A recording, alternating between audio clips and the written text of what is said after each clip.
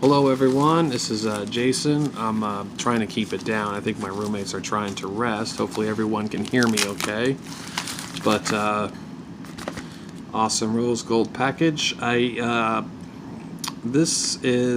thought this was coming Monday. I kept getting conflicting reports between the two sources, but I believe this is I know who it's from. I just thought it was possibly coming Monday, so I'm very excited to have it now. I'm trying to contain my excitement. I will explain here a little bit more here in detail, but let's go ahead and get this open. Just want to say what's up to the whole card community. You guys are all awesome. Appreciate every single one of you. Oh, look at that. Is that a... So it's from Papa J Cards. I think this actually... Let me take it off the... It's got a bit of a refractive sheen, so it's kind of shiny. It's a Papa J Optic, Papa J Chrome. So, alright. Oops. Looks like it's just the one card. Hold on. I'm trying to charge my phone at the same time while having it here on this tripod. So, I think I'll just put it down. Hopefully you guys didn't see what it is. Well, when I was about, let's see, it was about 1990, 91, I would have been about 13 years old, 14 years old, and there was a very big card show then. I remember going there. This was before my traumatic brain injury, but I remember it like it was yesterday. I don't know why. Maybe because of the wonderful experience. I'll get to that. My father and I went. No, it was 93, because this was actually, I don't know why I remember this, but this is the first time I ever laid eyes on Topps Finest. And the 93 Topps Finest, I believe, were 7-card packs, and they were supposed to retail for $4.99, which at the time I was like, good God, that's expensive. You know, now it's the norm, but, you know, the very first box I laid eyes on, they were already going for like $10 a pack. And I was like, they're already above retail, and the retail is already super. And then the guy said, well, they're super serial numbered, and the refractors are super rare, blah, blah, blah. So I remember going to that show and seeing that. So it was 93. Because that was the first year for that very beautiful Topps Finest set, which, you know, is still being made to this very day. You know, they keep coming out with new Finest products. One of which came out about a week ago. So, anyways, I didn't know that there was an autograph guest there. Turns out the autograph guest there was very nice, and I was like, well, hey, why not? I have a few bucks. Why not get his autograph? And the show promoter convinced me, hey, why not get it on a bat? You know, maybe he's just trying to get me to spend extra because then I have to buy the actual bat. And I did, plus the autograph ticket. And then I also bought a special plastic tube.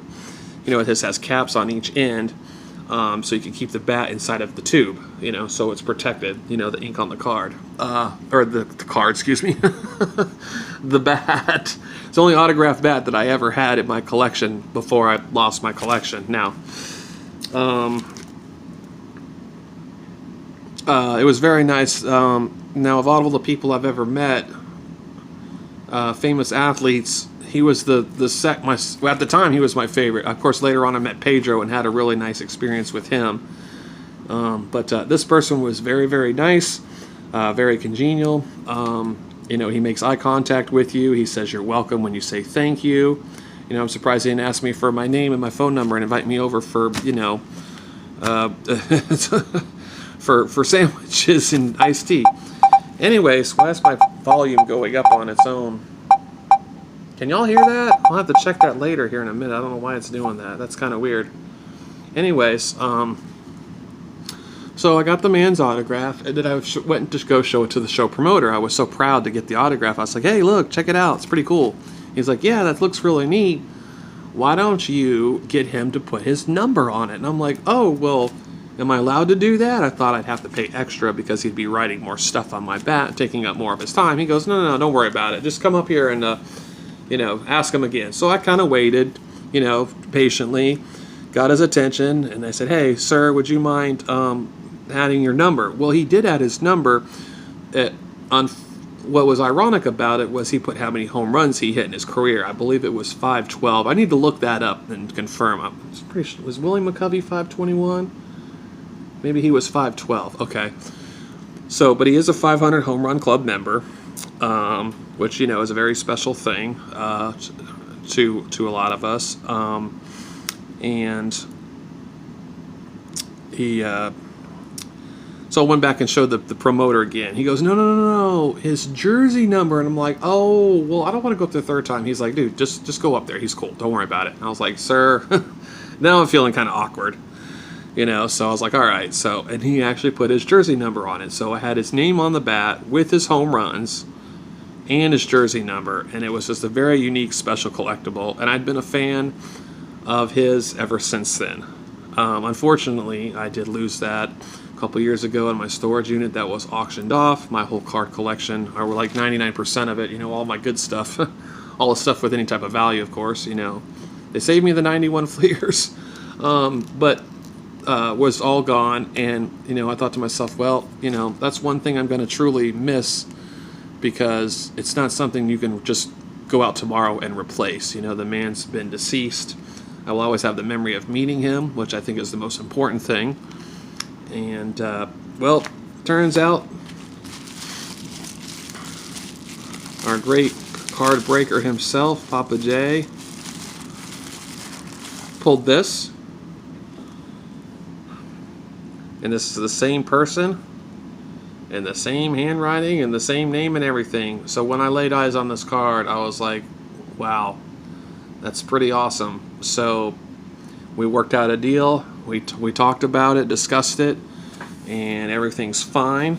And I really appreciate it. This is not certainly an item that is for sale. This is my new PC added. I know he's on the Milwaukee Braves, Boston Braves originally. Then it turned into Milwaukee before Atlanta. But this is a very special item to me, and this helps me rekindle some of that memory and fun that I had at that show. I don't even remember. I used to always get at least a box of cards or two, because I love ripping packs, and I don't even remember what I bought that day. But the Mickey Mantle, the Ed Matthews bat was a special item. But now that it's gone and it won't come back, to me, this is, you know, this is just as good, and this, you know, what can I say? It's special to me, and this is, you know, something that I will keep for you know, forever. So it's a very neat card. I looked up the card itself. This was printed in 1977. This was the first series of the Renata Galasso set. Just a plain black and white card. Each set was a 512 homers, so I was right. Okay, so each one was done for a decade. I believe this one was the best of the 50s. So him and Hank Aaron used to hit back-to-back all the time. I'm not sure who hit first or who hit second. I imagine Aaron hit ahead of him, because Aaron was more of an average guy than he was. But very special card from a very special man. And this is this is probably my favorite card in my collection. So very special. I don't know how I rambled on for 8 minutes.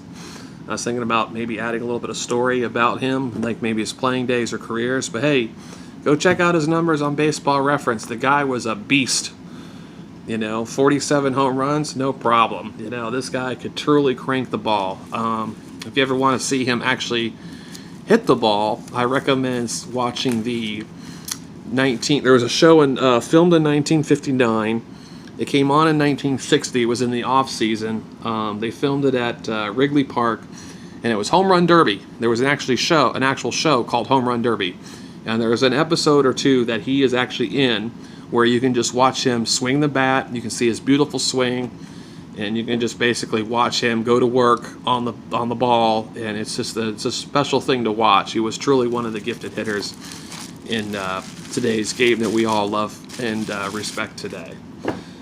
That is about it. I just got off of work. I worked the early shift. I just work half a day on weekends. But I need to make a phone call for disability, and I have a hamburger here with my name on it. So you guys all have an awesome day. Leave your comments down below. Shout out to Hats. I know he did a video on Ed Matthews recently, because he hit his 500th home run as an Astro. So after his Milwaukee, Boston, Braves days were over. He was on the Astros for about a year or so, and then he was on the Tigers, and then that was his career. So, very awesome person. I just, I don't want to hate on today's ball players, but you just don't meet guys like that anymore in today's game. So, I could go on forever. So, but anyways, I just very appreciative, and card means a whole lot. What else can I really say? And hey, I don't know if y'all can see the shiny in there, but Papa J Chrome, Papa J Optic. No autograph card from Papa J, but hey, love that sticker. That is neat. Every time I get a neat little collectible from him. Oh, there you can see it now. You can see the blue and the green.